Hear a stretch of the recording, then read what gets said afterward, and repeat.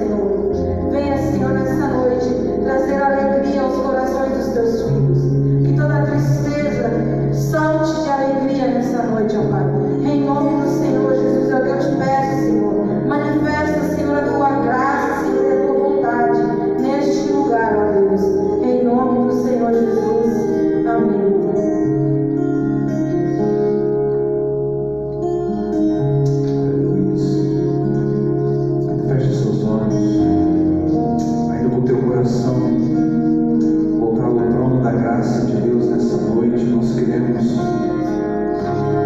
adentrar no Teu Santo dos Santos nessa noite, Pai.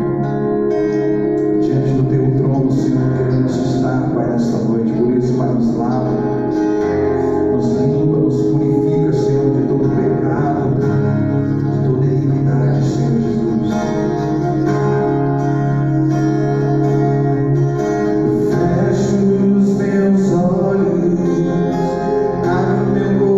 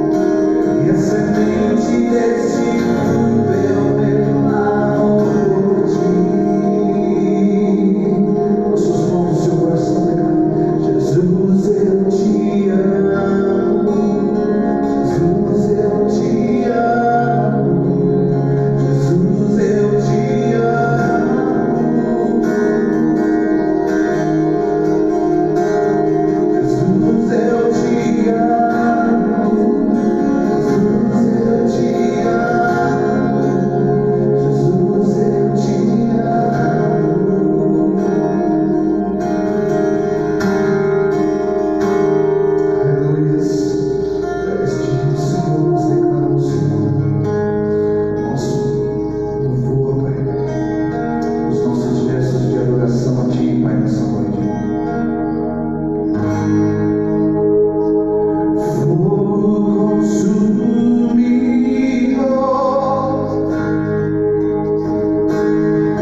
vem arder em nós, aquecer a chama que um dia queimou por Ti. Homens se desviaram,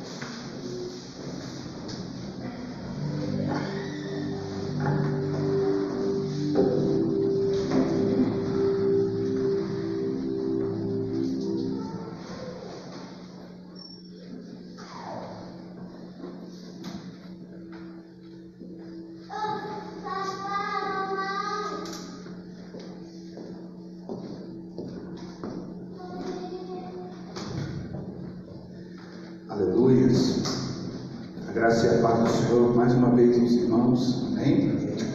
Paz do Senhor a vocês, irmãos que nos acompanham nessa noite na sua casa, no seu lar, seja bem-vindo a essa terça-feira profética, amém? Quantos creem na palavra profética de Deus para os nossos dias? Diga amém? Aleluia. Você que trouxe sua Bíblia, abra comigo o livro de Romanos. Livro de Romanos.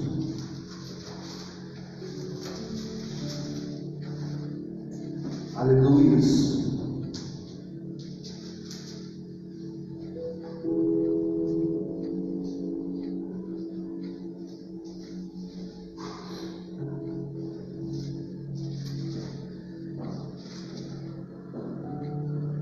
Perdão, queridos, eu me confundi o livro de Atos, amém?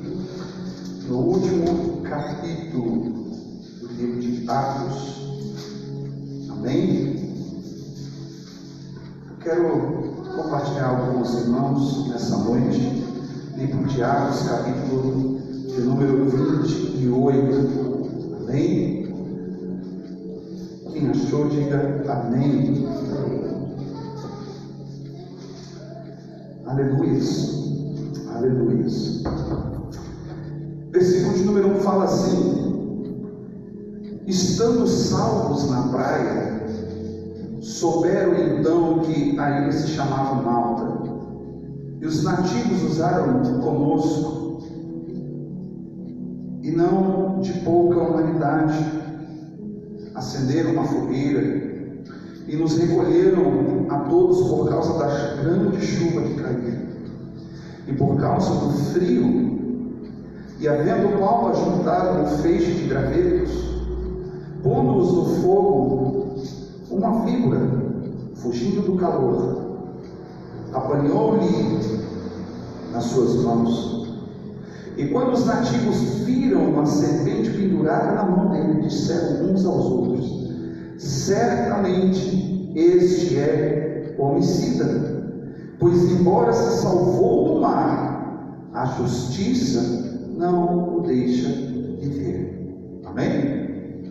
Coloque a sua Bíblia do seu lado. Eu quero orar um pouco com você. Feche os seus olhos. Pai querido, muito obrigado, Jesus, pela tua palavra. Ela ministrou meu coração, Pai, trouxe, Pai, esperança. E essa esperança, Senhor, meu Deus, meu Pai, que eu quero levar à tua igreja, aos teus filhos nesta noite. Eu te peço, Senhor, toma nas tuas mãos, Pai, a cada coração, que teu Espírito venha estar guardando e selando a mente dos teus filhos, ó Deus, nesta noite, para que cada um, Senhor, meu Deus, meu Pai, possa, meu Deus, levar a boa semente da tua palavra nos seus corações, regá-las pelo teu Espírito, Senhor, e que elas venham frutificar, e que cada um possa colher na sua vida, Pai, frutos, meu Deus, meu Pai, de bênçãos, frutos dignos de arrependimento, Senhor, frutos no meio da família, frutos, Senhor, meu Deus, meu Pai, do seu trabalho, no meio da sua parentela. E por isso, Deus, nós te glorificamos, Senhor, por esta palavra nesta noite, em nome de Jesus. Amém. Queridos, veja bem, eu quero falar o contexto dessa palavra para você. Você vai olhar os últimos 3 capítulos, a palavra de Deus diz que Paulo havia sido preso em Jerusalém e estava sendo conduzido a Roma, porque havia um propósito de Deus que Paulo comparecesse perante a César. Fala assim para mim: dá a Deus o que é de Deus e César o que é de César. Deus havia falado com Paulo que era propósito de Deus estar diante de César.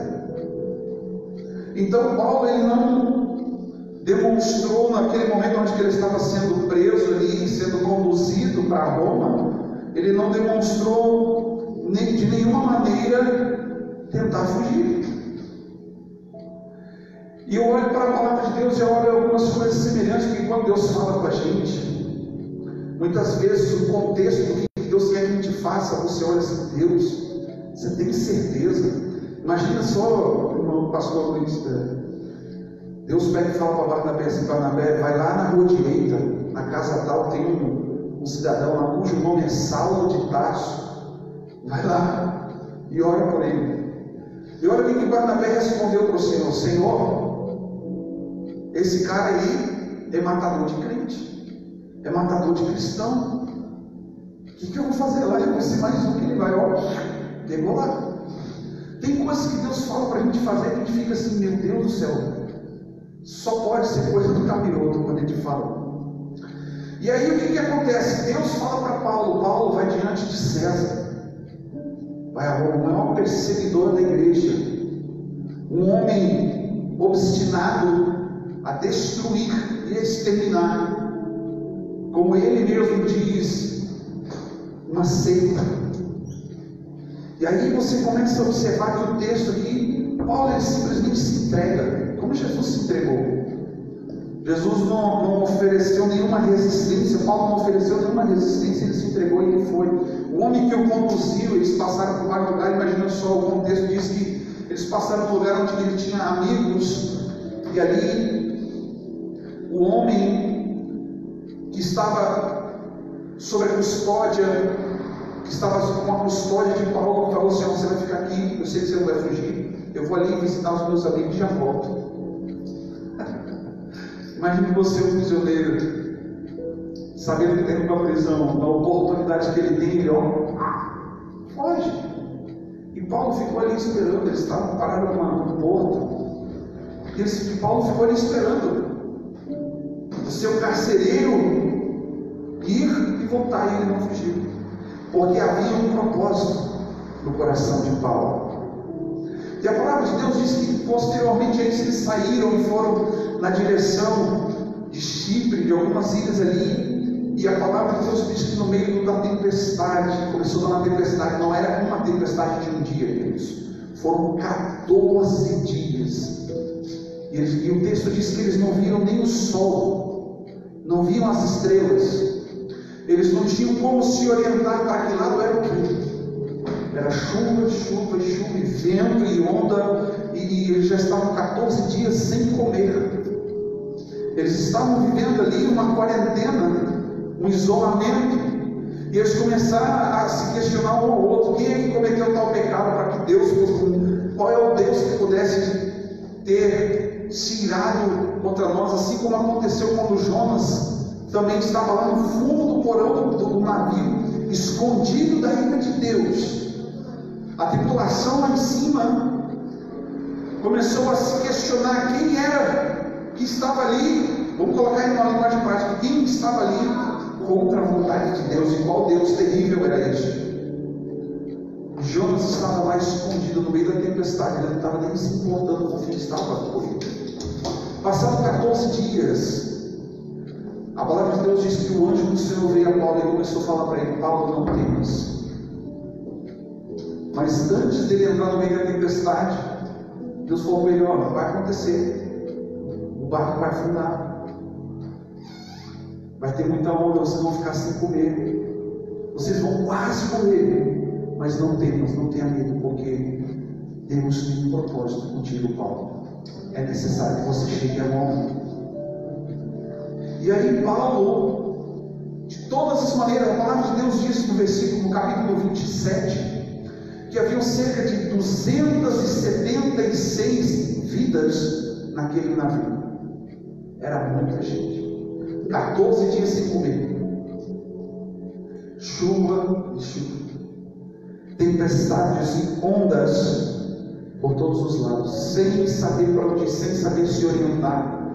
O texto diz que o marinheiro, a cada momento, ele chegava e começava a colocar uma corda para medir a profundidade, para saber se eles estavam chegando na beira de uma praia, porque eles não conseguiam ver nada, e ao mesmo tempo para que eles não pudessem também bater em pedras e rochas. Eu não sei muito bem da geografia, mas deveria ser um lugar de muitos recifes de corais. Uma hora onde você, não sei se você já teve a oportunidade, eu já tive, de nadar no lugar de recife de corais, lá na Bahia, e em questão de meia hora, um lugar onde era 1,5 metro de água, estava 5 metros de profundidade. A maré subia muito rápido. As águas vinham muito rápido. E aí eu olhei para essa palavra e falei assim: Senhor, esta realidade que Paulo fala aqui para nós, ele conta um testemunho. Até lendo esse texto eu falei assim: nossa, dava para fazer um filme. Dava para fazer um filme de aventura, baseado em fatos reais, estrelando Paulo, ex-perseguidor da igreja. Deus fala para Paulo assim: Paulo, entra neste navio, é necessário que você chegue a Roma. Não temas o que você vai encontrar pelo caminho, porque você vai sobreviver. Pensa comigo, querido, se Deus fala do início, tudo que vai acontecer com você no decorrer deste ano, as crises. Imagina se Deus tivesse falado pessoalmente com você: olha, o ano de 2020 vai haver uma grande pandemia. Se eu pudesse, eu procuraria uma ilha deserta, onde que não tivesse ninguém, me esconderia lá. Mas veja só, quem diria, quem imaginaria que alcançaria o mundo inteiro a crise na saúde a qual nós estamos vivendo no ano de 2020. Eu me recordo que no começo do ano, ouvindo um grande homem de Deus, só como para mim um dos maiores referenciais de Deus na terra hoje vivo, o apóstolo Dan Duque, um americano, conheço ele desde a minha infância. E ele ministrando, ele declara uma palavra ali numa conferência, dizendo que Deus havia falado para ele que o ano de 2020 seria um ano muito difícil para o povo de Deus. Seria um ano de muita prova, de muita luta, muitos testes.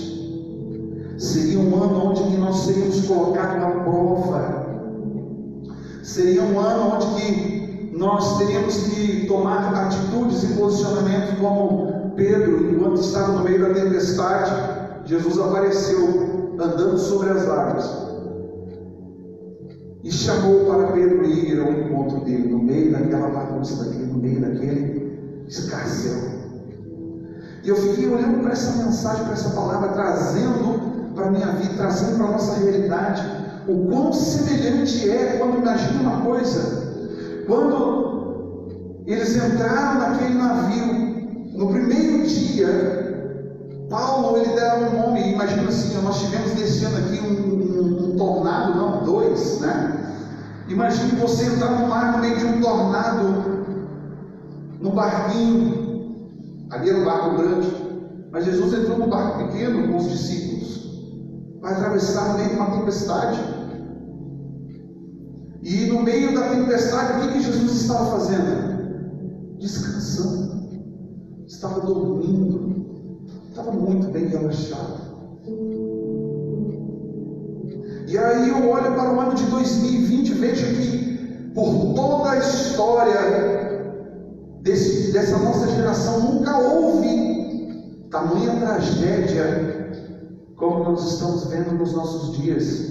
Só no Brasil teve mais de 3 milhões de contaminados, 1 milhão e não sei, 200, 400 mil foram curados, 2 milhões e tanto já estão contaminados, não sei, 80, 70, 90, sei lá quantas pessoas, não estou mais olhando que estão doentes. Aliás, que morreram, é isso, né? Que morreram. Mas preste bem atenção. Deus fala para Paulo: Paulo, você vai entrar no barco, só que é o seguinte, o barco vai afundar. Você vai entrar, você vai enfrentar eventos contrários. Você vai encontrar barreiras, impedimentos. Uma viagem, talvez no máximo uma semana, daria de barco. Só de tempestade foram 14 dias, depois eles ficaram em Malta 3 meses para poder sair dali. Preste bem atenção, quando Jesus sai da Galileia, ele começou a ir em direção à sua terra, e ele fala para os discípulos, diz bem assim, lá no livro de João, capítulo 4, versículo 23 em diante, ele fala assim: é necessário nós passarmos por Sicar, é necessário nós passarmos pelas terras dos samaritanos. O hábito, o costume era que eles dessem uma volta maior, Imagine você, hoje você precisa ir para Bento Gonçalves. O que você faz? Você entra no seu carro, pega a BR-400, a RS 470, sai de Carlos Barbosa e vai 5 reais, você chega 19 km, você está em Bento Gonçalves. Isso. Imagina só, os judeus não faziam isso, porque no meio do caminho tinha o quê? Garibaldi. Os barbosenses e os garibaldenses não se davam certo. O que eles faziam? Eles davam a volta, entravam na Fena Champ, iam lá para o Farroupilha, desciam no barracão para subir a Bento Gonçalves. Esse era o hábito do judeu. Eles não passavam pelo território dos samaritanos, porque diz lá no texto, os judeus e os samaritanos não se davam bem. Eles eram primos, mas eles se odiavam, porque um era um descendente de Ismael e o outro era descendente do filho de Abraão, Isaac. Mas Jesus pega e fala: se é necessário a gente passar por um lugar onde vocês não querem ir. E eu olho para a palavra de Deus, Deus falando para Paulo: Paulo, você vai ter que ir até Roma, só que no meio do caminho você vai encontrar tempestades, no meio do caminho você vai encontrar ventos contrários, no meio do caminho você vai encontrar ondas que vão querer devorar e afundar o barco. Aliás, o barco vai afundar, Paulo. Mas preste bem atenção, Paulo, não tenha medo. Fala para o irmão: não tenha medo. O barco em 2020 pode afundar, mas você vai sobreviver para contar a história. Aleluia. Posso ouvir um amém? Amém. Amém. Alguns aí atrás, aí na tela, ele deve estar dizendo: misericórdia, sangue, fogo e labareda, pastor. Longe de mim 2020. Se pudesse apagar 2020 do meu calendário, da minha vida. Todos nós já tivemos tempos ruins assim. Sim ou não? Paulo ele alerta lá em Efésios como que a gente deve nos posicionar para resistir os dias maus. A palavra de Deus diz nesse contexto de que o tempo todo Paulo tentou de todas as maneiras, ajudando, mesmo sendo prisioneiro, ajudando os marinheiros a manter o barco flutuando, a manter as coisas funcionando. Teve um momento que eles conseguiram achar o chão, soltaram as âncoras para o barco ficar parado, mas o barco não conseguia ficar parado, era jogado de um lado para o outro. E aí sabe o que Paulo faz? Ele pega e dá uma ordem, dá uma palavra, ele se levanta e fala para o timão dele: ei, preste bem atenção. Essa noite o anjo do Senhor me visitou e disse para mim: não ter medo. Nada vai acontecer comigo e nenhum de vocês. Ninguém vai morrer. Aí você fala no barco, pastor. O pastor me aterrizou dizendo que o barco vai afundar. Deus vai afundar o barco. E quer saber de uma coisa? Não vão ficar tudo vivo. Ninguém vai morrer. Aí o pastor, o líder, olha para a sua ovelha, olha para o seu liderado e diz assim: ó, te esforça, meu querido. Do jeito que você está, você não vai sobreviver, porque além do barco afundar, você tem que nadar e se manter vivo. Paulo pega e dá uma orientação e diz assim: ei, vocês já estão 14 dias sem comer, sem se alimentar. Agora é necessário que vocês parem tudo o que vocês estão fazendo, bota as âncoras lá no fundo do mar.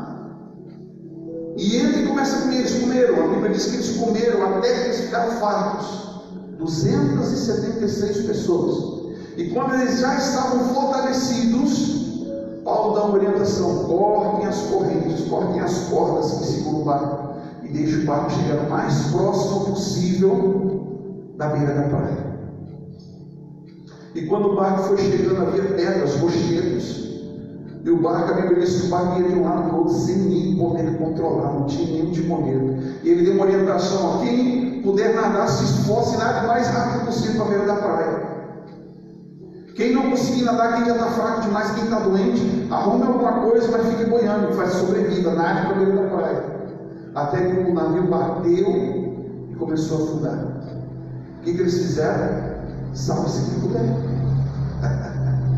Olha o que aconteceu lá em Êxodo 32. A palavra de Deus diz que o povo se incomodou de uma certa maneira, porque Moisés havia subido um monte Moisés era o líder da nação. E enquanto que Moisés estava em cima da montanha recebendo os mandamentos de Deus, o povo lá embaixo estava pensando: Moisés subiu para o morro e morreu, não volta mais. Chegaram para Arão, o irmão de Moisés, que era o co-líder, era o vice-líder, e disse assim: olha, o teu irmão morreu, não há quem nos lidere, não há quem vai dizer para onde a gente vai, para a esquerda, para a direita, a gente fica aqui. Então façamos, olha o que o povo diz para Arão, então façamos para nós deuses que nos guiarão, e nós vamos continuar nossa jornada. E a palavra de Deus diz que Arão se deixou ser pressionado por tudo que estava acontecendo ao seu derredor. Mais de 40 dias Moisés estava lá em cima da montanha e não voltava, não dava sinal de vida. E Arão pegou e disse para a nação: então faz o seguinte, cada homem traga da sua família ouro, pedras preciosas. Nós vamos fazer então deuses para vocês, já que vocês estão pedindo. E ele se admirou, a palavra de Deus diz que ele se admirou que o povo fez. Ele falou aquilo no sentido de que, então vai ser outro Deus, já que você está dizendo que Deus não existe, então vai ser outro Deus. E o povo aceitou aquilo. E eles foram e fizeram o bezerro de ouro. E a palavra de Deus diz que quando Moisés soube da notícia, quem é que deu notícia para ele? Deus apareceu para ele falando assim: Moisés, eu vou matar todo aquele teu povo, Moisés.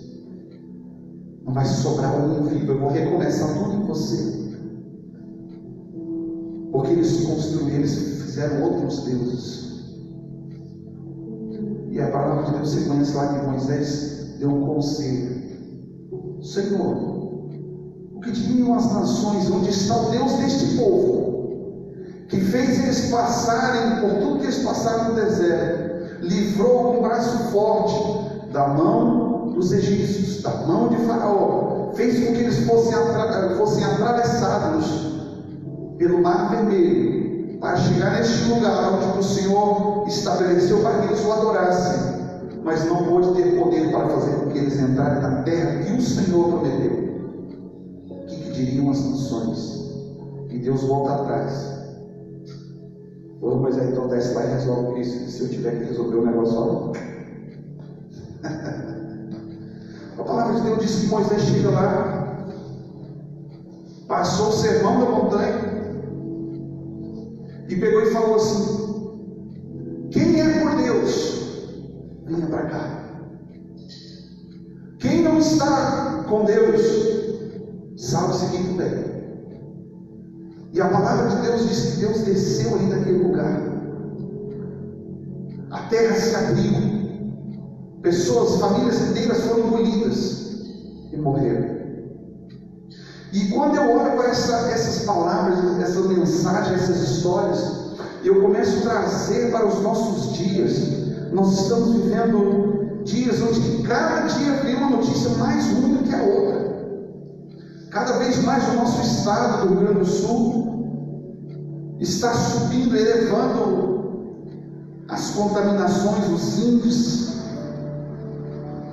Maiores são os problemas agora, o problema agora não é só mais de saúde, o problema agora é familiar, é de relacionamento, são os problemas financeiros, são os problemas de convívio com as pessoas, a mentalidade das pessoas são de dureza de coração.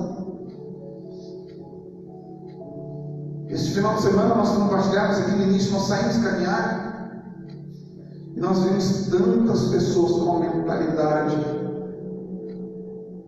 distorcida. Fala de novo comigo: dá a César o que é de César e de Deus o que é de Deus.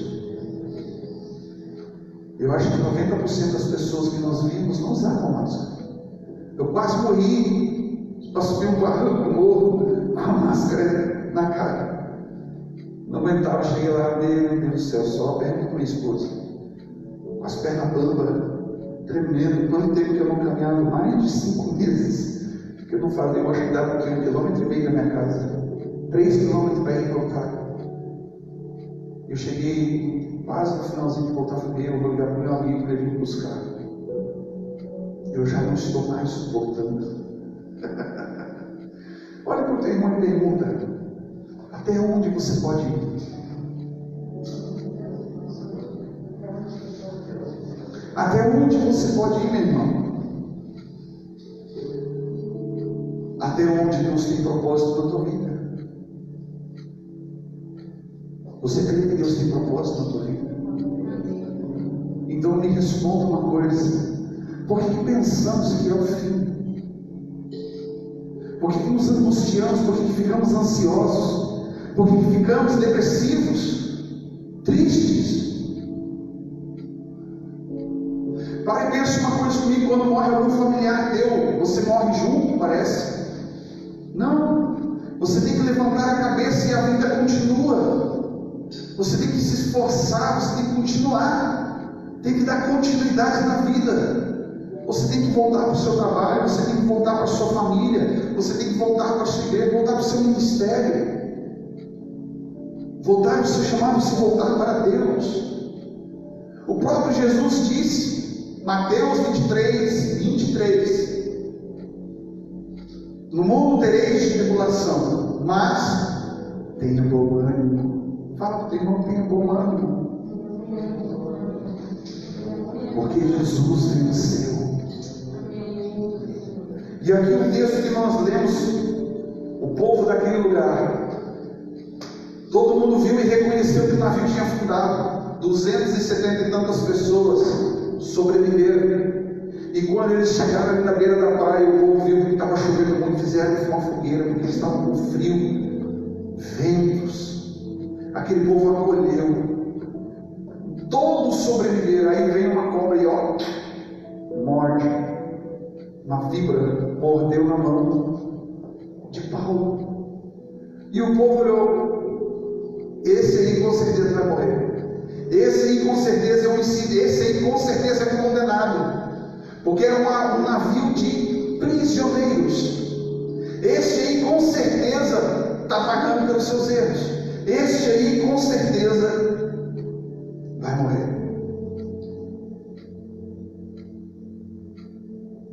E o povo olha para o Paulo e não acontece nada. Passaram-se algumas horas, não acontece nada. O povo até pensou que ele era um Deus. O povo olhou para Paulo e ele não tinha, não descaiu o semblante, ele não ficava fraco, ele não ficava, ó Deus, ó céus, ó terra. Ele não ficava se perguntando: Deus, onde você está em meio a toda essa crise? Deus, por que você não termina com essa pandemia logo? Deus, por que você não agiu em meu favor? Paulo simplesmente continuou fazendo aquilo que ele foi chamado para fazer: anunciar as boas novas do reino de Deus. Paulo ficou ali 3 meses em Malta. E quando passaram esses 3 meses, ele encontrou um navio e disse para o cara que havia prendido ele: disse assim, ó, está na hora da gente seguir, eu preciso chegar até César. E estendeu as mãos e prende e me leva. Ou coisa mais difícil é o homem se entregar. Fala, tem um homem, não se entrega logo. É melhor perder para Jesus, porque no reino de Deus, quando você perde, você ganha. Perder para Deus é melhor. Eu falo, tem irmão, perde para Deus, não. Tem gente que fica lutando, acha que é o Anderson Silva do UFC, que vai ficar contendendo com Deus. Não quero passar. Senhor, tem misericórdia de mim. Como que Deus vai fazer de mim, de você, um vencedor, se você não luta? Como que Deus vai botar provas na tua vida e você não passa por elas? E a palavra de Deus diz que quando Ele nos prova, Ele já nos dá livramento, se ela for algo tão grande que nós não podemos suportar.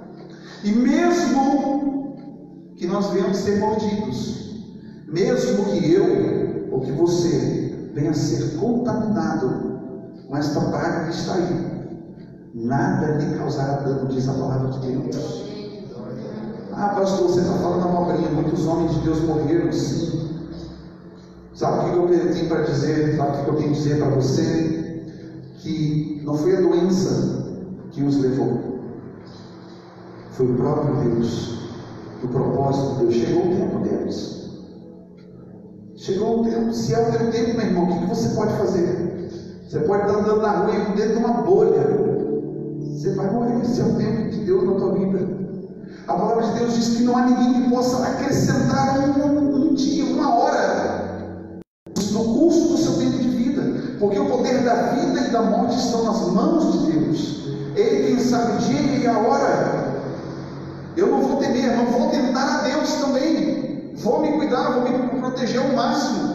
Olha só, imagine se Paulo, sabendo que Deus ia dar livramento, ia fazer como Jonas, está tendo a tempestade lá fora, e ele vai lá e se esconde no porão do barco, espera Deus fazer as coisas. Aí Deus teve que usar a lua, chegou, botou o capitão do barco e disse assim: vamos tirar a sorte entre nós.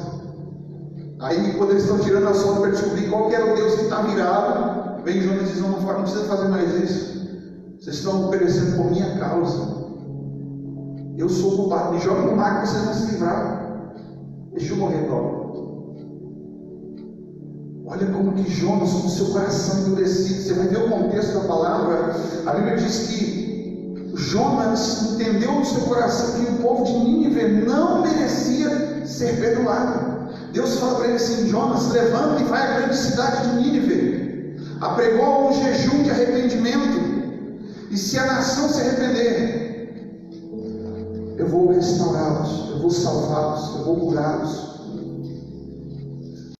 Historicamente, anteriormente a isso, o povo de Nínive havia invadido as terras onde que morava Jonas, mataram os homens, escravizaram as crianças e as mulheres, muitas delas foram abusadas, estupradas, e o profeta dizia: eu não vou. Deus quer salvar esse povo que fez tudo isso, esse povo que é ignorante, que não sabe discernir a mão esquerda da direita.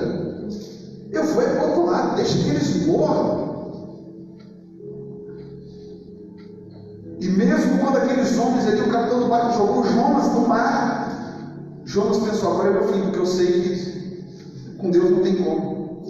A Bíblia diz que o Senhor enviou um grande peixe, engoliu Jonas e entregou ele são e salvo na beira da praia.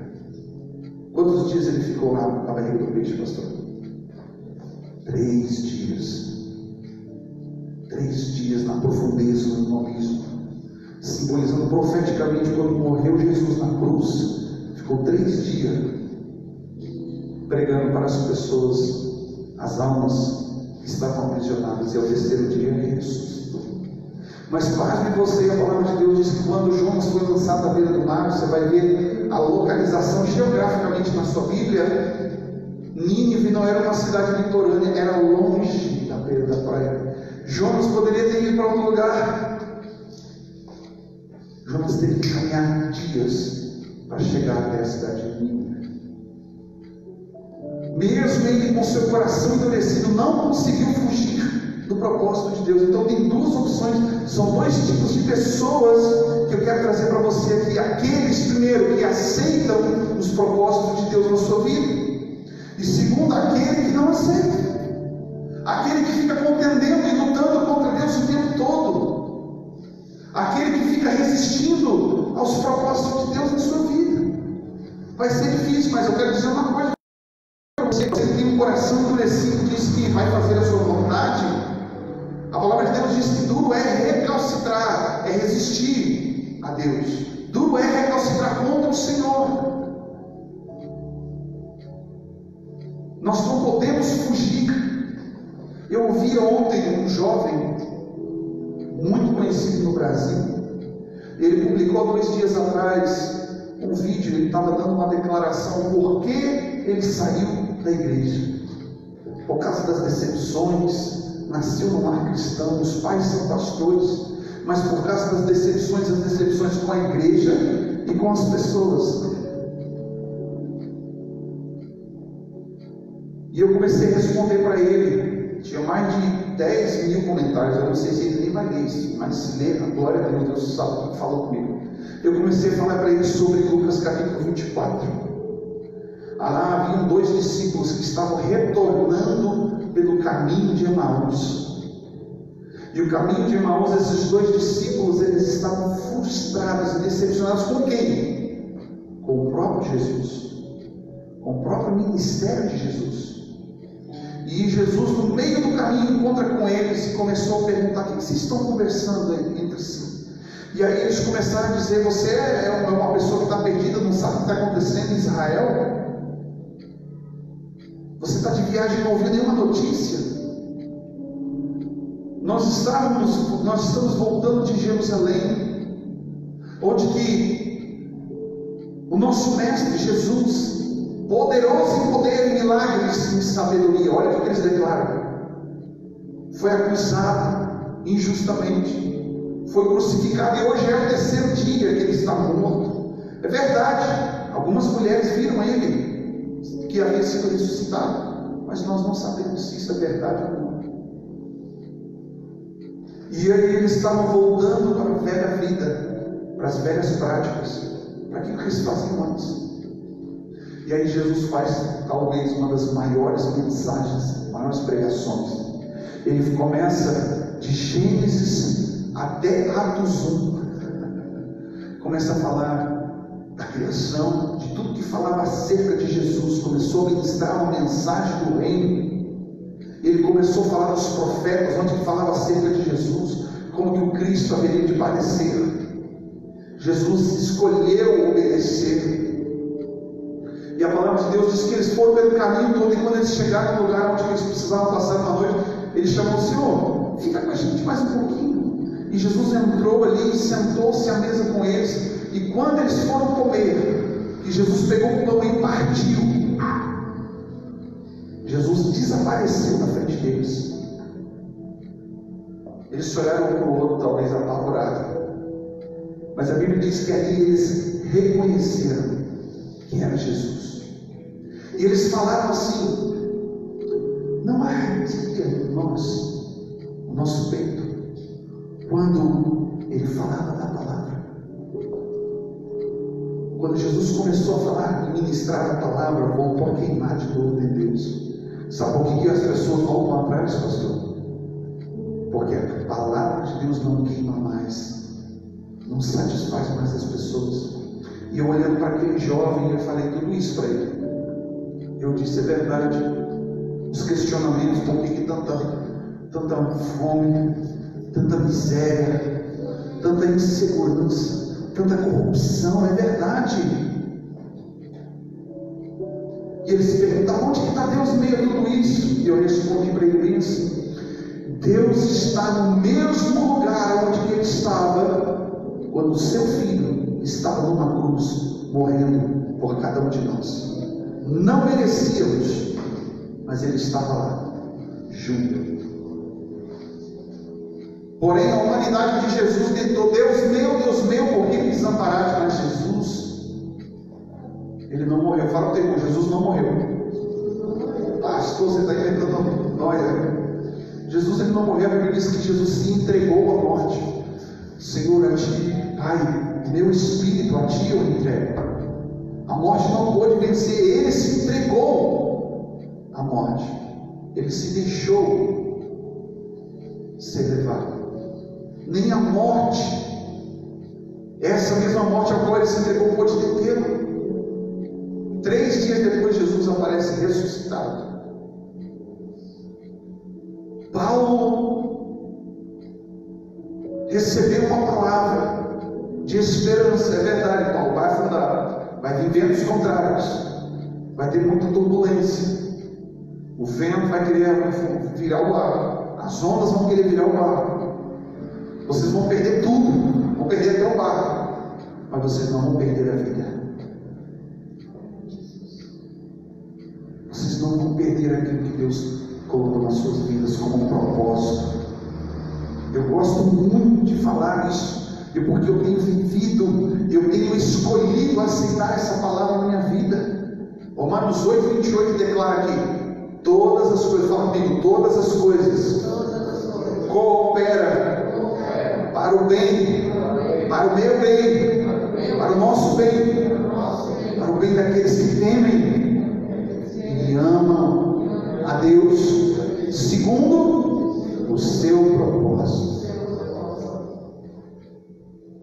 Então existem dois tipos de pessoas que estão passando por meio da crise: aquelas que vão passar com o seu coração endurecido para Deus, se passar, e aquelas que são flexíveis à vontade de Deus na sua vida. Pode acontecer o que for, pode perder tudo, mas Deus está no controle da sua vida. Paulo declarou ali naquele momento, olha só, versículo 4: quando os nativos viram que a serpente pendurada estava na mão dele, diziam uns aos outros: certamente este homem é homicida, pois embora fosse salvo do mar, a justiça não deixa ele viver. Eles acharam: agora esse cara sobreviveu 14 dias sem comer, 14 dias o barqueiro não afundar, e quando afunda ele consegue sair do meio da tempestade. Ninguém morreu, e agora chega aqui na beira da praia, chegou finalmente, está vivo, está salvo. Ele vai ser mordido por uma cobra. Mas versículo 5: sacudindo ele a cobra no fogo, não sofreu mal nenhum. Eles esperavam que Paulo viesse a inchar ou cair morto de repente, mas tendo esperado muito tempo e vendo que nenhum incômodo lhe sobrevia, mudando nem o seu parecer, diziam ser um Deus.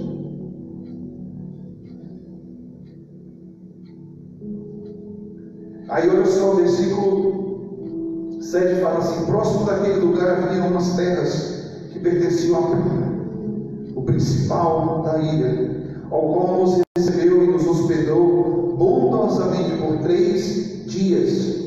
O pai dele estava de cama, doente, com febre, com desinteria. Paulo foi vê-lo e, tendo orado, pôs-lhe as mãos e o curou. Feito isto, vieram também a ter com ele os demais enfermos da ilha, e todos foram curados. Estes nos distinguiram ali com muitas honras, e quando embarcamos, providenciaram todas as coisas necessárias. 3 meses depois partimos num navio para Alexandria, que invernava na ilha, o qual tinha por insígnia castor e povos. Veja só, no meio do caminho ao propósito de Deus na vida de Paulo, havia mal. Muitas pessoas precisavam ser curadas naquele lugar. Muitas pessoas precisavam ouvir o Evangelho. Muitas pessoas foram alcançadas, libertas. Preste bem atenção, querido. Eu tenho para mim, é óbvio que eu não vou ficar tentando Deus com tudo, mas eu sei os propósitos que Deus tem na minha vida. Você precisa conhecer os propósitos que Deus tem na tua vida. O que as pessoas mais temem hoje é morrer, é ficar doente, é ficar contaminado.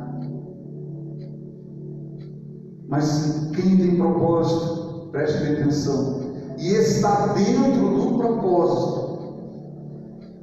Não quero fazer aqui falar uma heresia, mas aquele que tem propósito de Deus, está dentro do propósito de Deus, não vai ser uma Covid que vai tirar a vida dele. Não vão ser as ondas, não vai ser o navio afundando, não vai ser perdendo todas as coisas, não vai ser a fome, não vai ser a luta financeira que vai tirar a tua vida. Você não vai morrer. Fala para o teu irmão: você não vai morrer. Mas fica alerta, fala para ele assim: fica alerta. Volta para o propósito. Volta para o propósito, meu irmão. Antes não tem como lado não, porque Deus vai atrás. Se coloque de pé. Aleluia.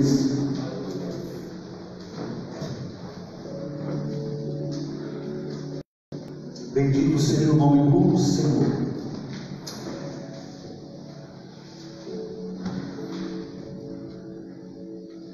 Preste bem atenção. Quando as lutas vêm, você você olha para a grandeza do problema, o tamanho da dificuldade. Porque pelo fato de muitas vezes, talvez você não ouça a voz de Deus, talvez você não tenha alguém que te direcione, muitas pessoas se fecham. Eu conheço pessoas que carregam problemas a vida inteira, ao invés de resolvê-los. Sabe quando tem uma deformidade no seu rosto? Sabe aquele negócio que te incomoda? Mas quando eu era guri, eu tinha uma orelha assim, bem avantajada, e as pessoas, meus colegas de escola, né, me chamavam de bumbo, me falavam um monte de coisa. E o que eu fazia? Eu ficava bravo, saia brigando, queria bater em todo mundo, cara. Mas eu não fazia nada por mim. Até que um dia, um amigo pegou e falou assim: cara, bota um boné, deixa teu cabelo ficar comprido, quando tu crescer tua cabeça vai voltar a ficar normal. Põe o bonezinho, põe escoletoreira, deixa ela ficar no lugar certo ali, quando você ficar um pouco maior, você vai ficar menos feinho. E eu ficava bravo, eu ficava revoltado, mas não fazia nada. Até que alguém veio e falou para mim: faz isso, que vai dar certo. E eu fiquei menos feio.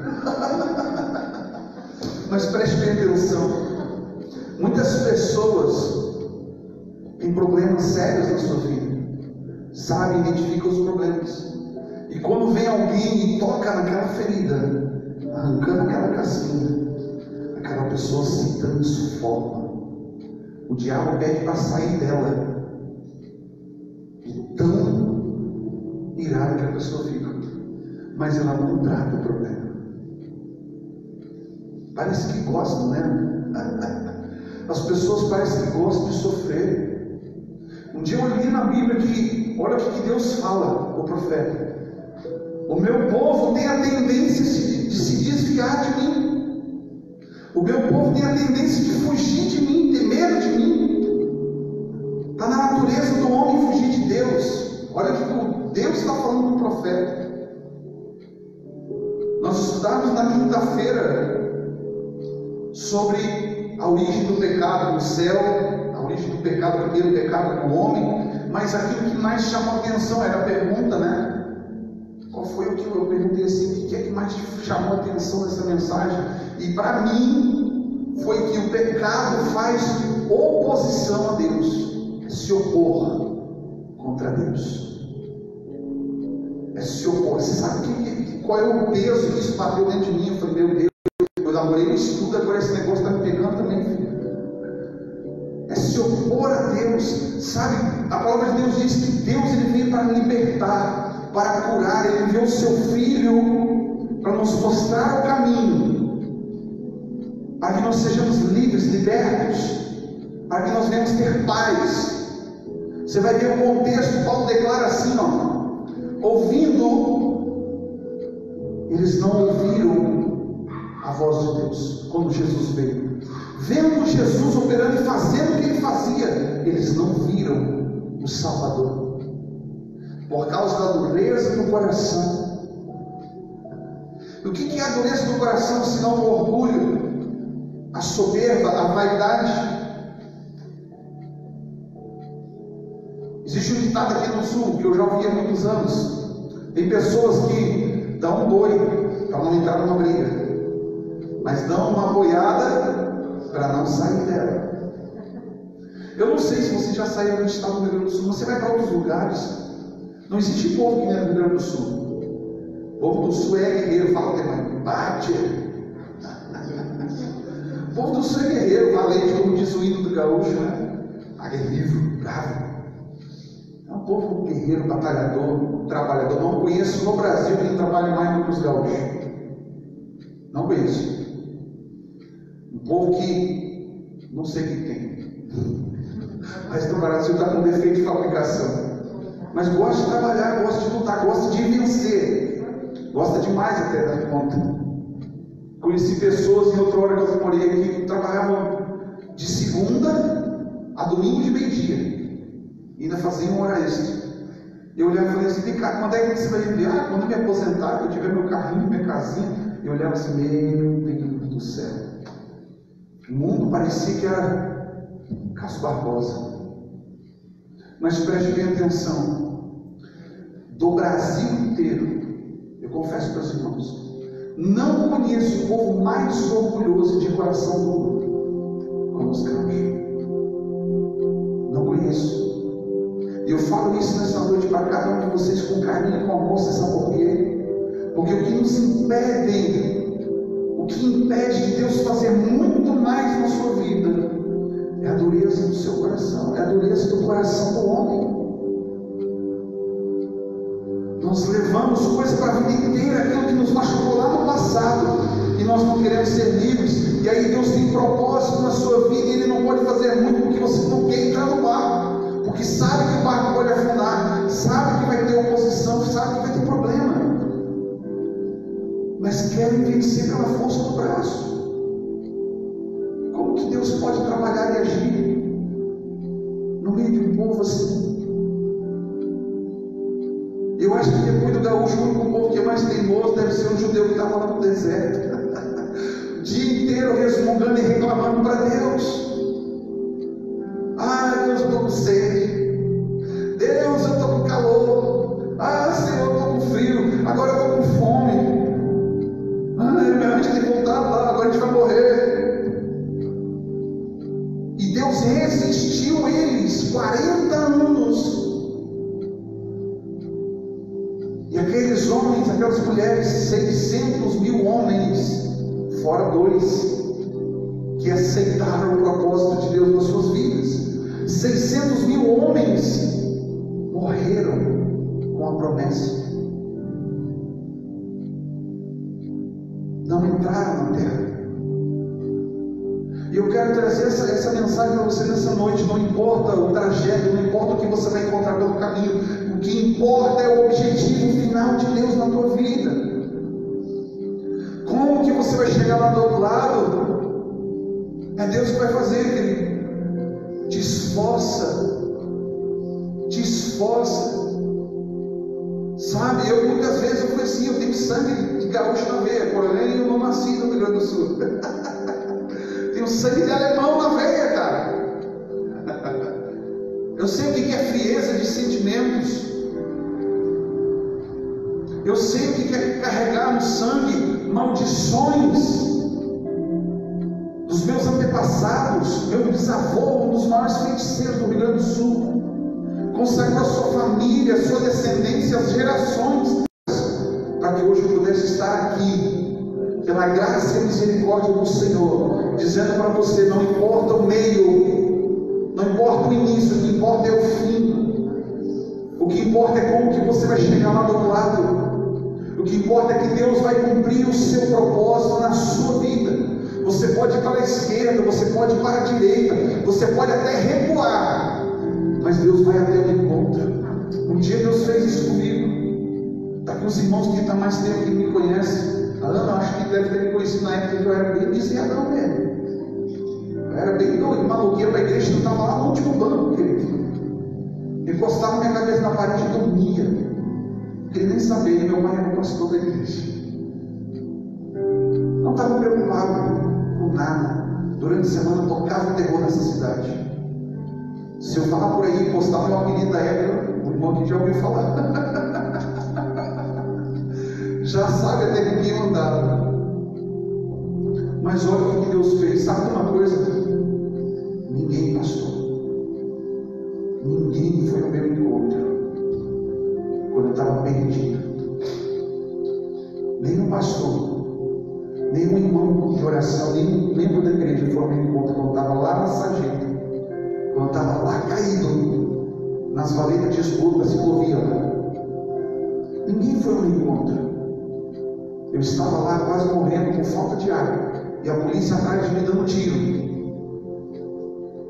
Eu abri meu coração e voltei a falar com Deus. Eu falei: Deus, se hoje o Senhor me livrar dessa, eu vou te servir, eu não vou mais fugir, eu não vou mais voltar atrás. Aleluia. A minha esposa, na época, namorada, nem era crente, cara. E Deus usou ela para me trazer de volta. Uma vez eu estava bebão, e Deus usou ela para falar: eu não entendia na época, mas hoje eu entendo. Deus falou: você precisa voltar para a igreja. Você precisa parar com isso. Ninguém foi ao meu encontro, mas Deus me viu largado lá no fundo do poço e me resgatou. E eu sirvo a Deus não por aquilo que Ele me deu, porque agora Ele está me dando muita coisa sim, mas quantos anos eu tive que semear? Quantos anos eu tive que desconstruir coisas na minha vida, correr atrás do tempo perdido e começar a construir algo de Deus dentro de mim, que ainda estou em reforma, ainda estou em construção. Eu sei de onde Deus me resgatou, eu sei de onde Deus me tirou, eu sei qual seria o meu fim, mas eu escolhi ser livre. Eu tive que deixar o meu orgulho, minha vaidade, minha prepotência de lado e tive que me dobrar, reconhecer que eu precisava de Deus. E hoje estou aqui diante de cada um de vocês, de cada um que está assistindo aqui nessa noite, querendo dizer uma coisa para você. Não importa o início, eu comecei minha caminhada com Jesus tudo errado, cheio de problemas, mas ao longo do tempo Deus foi tirando uma por uma das coisas erradas. Deus foi trabalhando.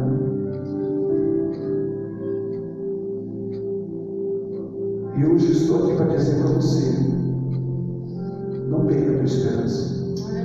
Não é o teu fim. 2020 não encerra o teu fim. Feche os seus olhos. Aleluia.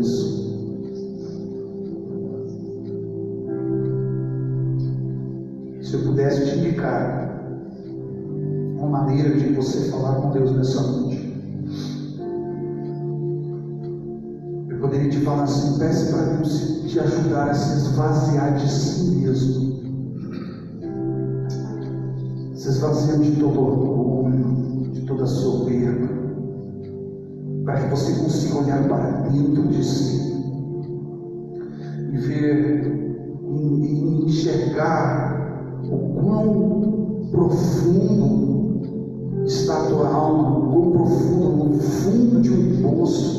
A palavra de Deus diz que Ele nos resgatou de um charco de lama e de lodo, do fundo da lama de um poço, sujos, feridos, incompreendidos, enganados pelo mundo, por Satanás, enganados consigo mesmo, para que você conseguisse olhar para a luz, olhar para Cristo.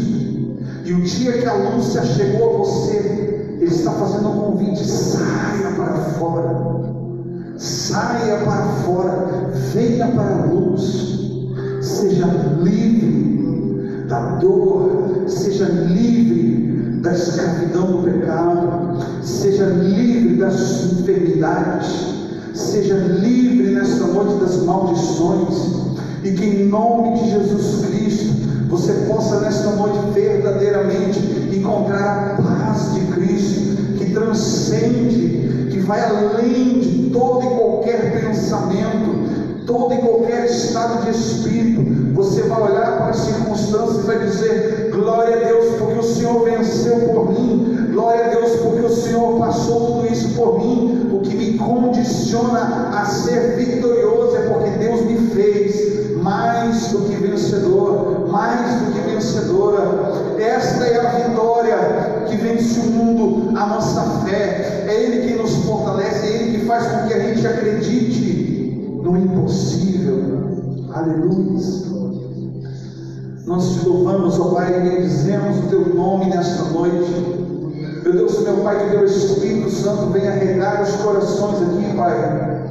Que esta palavra venha frutificar e que venha trazer vida, e que cada um, Senhor, meu Deus, meu Pai, seja alcançado, Senhor, para que eles possam ver, e para que eles possam ouvir, para que eles possam sentir que o Senhor está presente a todo momento, que o Senhor não nos abandona, que o Senhor não nos entregou a nossa própria sorte, e que o Senhor está trabalhando, meu Deus, meu Pai, nas nossas vidas, para que nós venhamos alcançar o Senhor.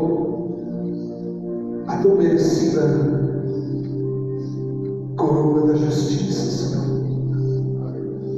o tão merecido galardão. Por isso, meu Deus, meu Pai, olha para as nossas dificuldades, olha, Senhor, para a miséria do coração da tua igreja. Muitos anos, Senhor, meu Deus, meu Pai, vivendo vida de engano, vivendo religiosidade, vivendo maldições, vivendo opressões não só malignas, mas humanas, doutrinas de demônio, doutrinas de homens, fazendo com que o teu povo pereça. Mas nós estamos aqui nesta noite, Senhor, meu Deus, meu Pai, abrindo os olhos do coração da tua igreja, para que eles possam, Senhor, meu Deus, meu Pai, serem sensíveis à tua voz. Fala a tua igreja, Senhor, que esta palavra venha falar por dias entre os seus corações, a ponto, Senhor, meu Deus, meu Pai, de que eles se entreguem à sua vontade, se entreguem, Senhor, meu Deus, meu Pai, aos seus propósitos.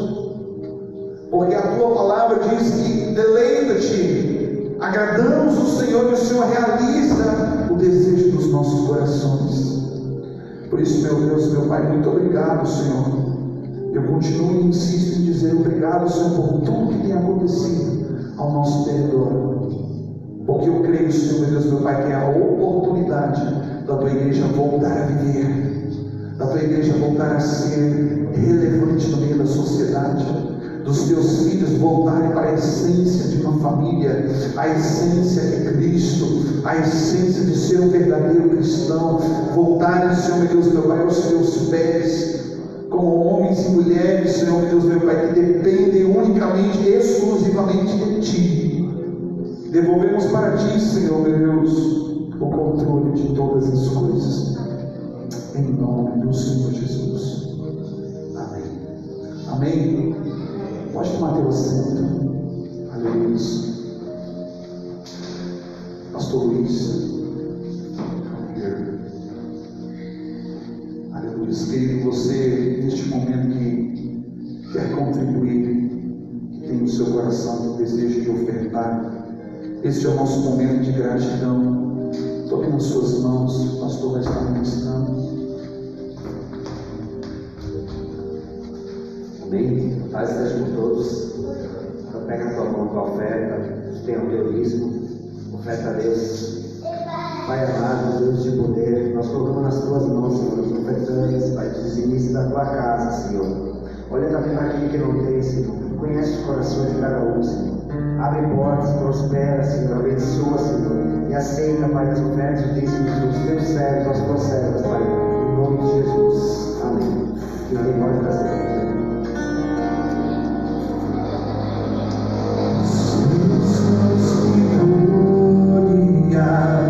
Onde chegar, tu és quem me guia. Se a tempestade me alcançar, tu és